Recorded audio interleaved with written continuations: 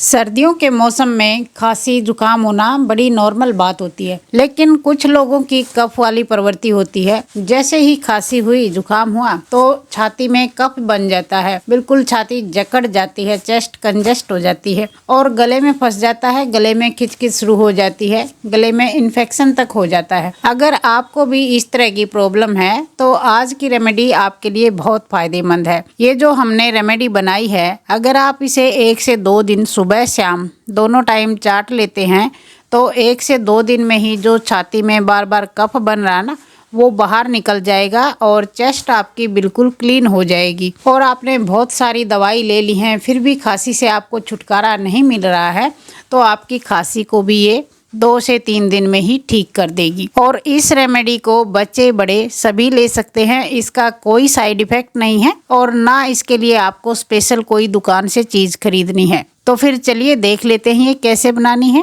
सभी को नमस्ते दोस्तों, कैसे हैं आप सब। आप आए हैं किचनशाला में और किचनशाला में आपका बहुत बहुत स्वागत है।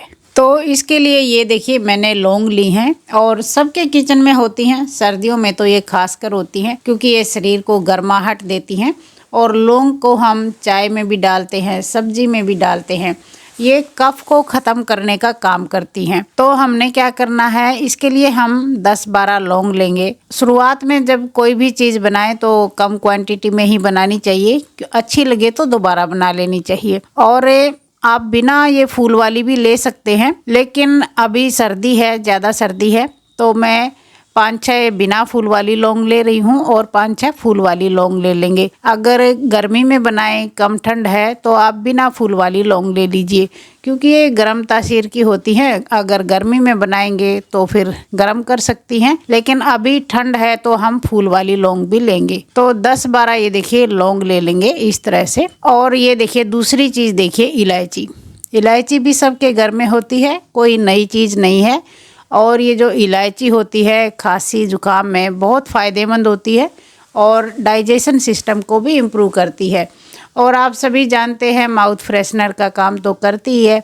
और अगर आपका हाजमा ख़राब है, दूध अगर आप पी नहीं सकते, किसी किसी को होता है ना दूध पीते ही गैस बन जाती है, तो अगर दूध में इलायची उबाल के दूध पिएंगे ना तो दूध भी आपको हजम हो जाएगा। तो दूसरी चीज़ हम इलायची लेंगे और हमने 10-12 लौंग ली है तो 10-12 ही हम इलायची लेंगे। 1-2 चीज़ कम ज़्यादा हो जाए, लौंग कम ज़्यादा हो जाए या इलायची कम ज़्यादा हो जाए तो इससे कुछ फ़र्क नहीं पड़ेगा। तो अब इनको हम थोड़ा गरम करेंगे, बिल्कुल इनको भूनना नहीं है, जलाना नहीं है। गरम करने का मतलब इतना है कि हर चीज़ में अपना ऑयल होता है, एसेंशियल ऑयल होता है। जो लौंग इलायची में भी जो ऑयल है वो गर्म हो जाएगा, एक्टिवेट हो जाएगा। थोड़ी देर के लिए इस तरह चलाएंगे ताकि ये अच्छे से गर्म हो जाए। इतना बस गर्म कर लेंगे, जैसे तेज़ धूप में रख देते हैं ना और चीज़ कोई भी गर्म हो जाती है, थोड़ी क्रिस्पी हो जाती है। पैन जब ज़्यादा गर्म हो जाए तो गैस को ऑफ कर दीजिएगा क्योंकि ये गर्म पैन में ही हल्की हल्की गर्म हो जाएंगी। और आप चाहें तो इसकी क्वांटिटी डबल भी कर सकते हैं अगर बाद में पीसने में दिक्कत आए तो, क्योंकि ये बहुत कम क्वांटिटी है, मेरे को पीसने में दिक्कत आई थी तो मैंने भी डबल कर दी थी। तो देखिए इनको मैंने हल्का हल्का रोस्ट किया है, गर्म ही किया है। तो अब इनको इस कटोरी में निकाल के थोड़ा ठंडा कर लेते हैं। अब इनको आप चाहें तो इस तरह की जो कुंडी होती है घर में उसमें रगड़ सकते हैं, लेकिन अगर कुंडी में अच्छे से नहीं रगड़ पाए तो आप मिक्सी के जार में डालिए और पीस लीजिए। और कुंडी आजकल सबके घर में होती भी नहीं है तो मिक्सी के जार में डाल के हम इनको पीस लेते हैं। और ये देखिए अब इनको मैंने पीस लिया है। और ये इलायची के देखिए इस तरह से छिलके बच गए हैं।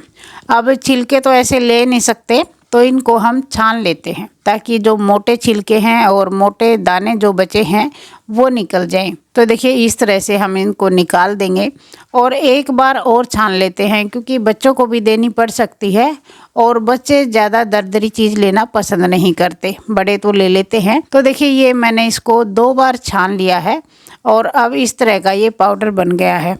और इस पाउडर की ऐसे टेंशन नहीं लेनी है कि ज़्यादा बन गया तो क्या करेंगे। इसको किसी कांच की बोतल में डाल के रख लेंगे। आप इसे चाय में डाल सकते हैं, बहुत टेस्टी आपकी चाय बनेगी। तो अगर आपको खांसी है और बार बार कफ बन रहा है, कफ से छुटकारा नहीं मिल रहा है, तो अब इसको यूज़ कैसे करना है। एक कटोरी में बस आप 1/4 चम्मच ये पाउडर लीजिए, बस 2-3 चुटकी, और इसमें हम शहद मिलाएंगे। 1 से 1.5 चम्मच इसमें शहद मिलाएंगे।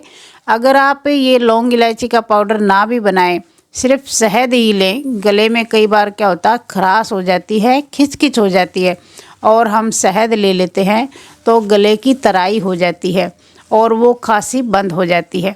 और जब शहद में हम ये लौंग इलायची का पाउडर मिला के चाटेंगे ना, तो फिर तो सोने पे सुहागा। जो चेस्ट में कफ जम गया है, बार बार गले में आ रहा है, बार बार थूकना पड़ रहा है, बहुत गंदा लग रहा है, वो सब 1 से 2 दिन में ही निकल जाएगा। कुछ खांसी के साथ ही निकल जाएगा और अंदर बनना बंद हो जाएगा और नहीं बनेगा। तो 1 से 2 दिन में ही चेस्ट आपकी बिल्कुल क्लीन हो जाएगी। और मार्केट से जो दवाई लेके आते हैं उनके बहुत सारे साइड इफ़ेक्ट भी होते हैं, इसका कोई साइड इफ़ेक्ट नहीं है, ये सिर्फ फ़ायदा ही करती है। आप रेमेडी को यूज़ करके ज़रूर देखना, बिल्कुल बिना खर्चे की रेमेडी है और बहुत काम की रेमेडी है। अगर आपको पसंद आई हो तो लाइक शेयर ज़रूर कीजिएगा, और चैनल पर नए हो तो चैनल को सब्सक्राइब कर लीजिएगा। जल्दी मिलते हैं नई वीडियो में, तब तक के लिए take care, bye bye, thank you.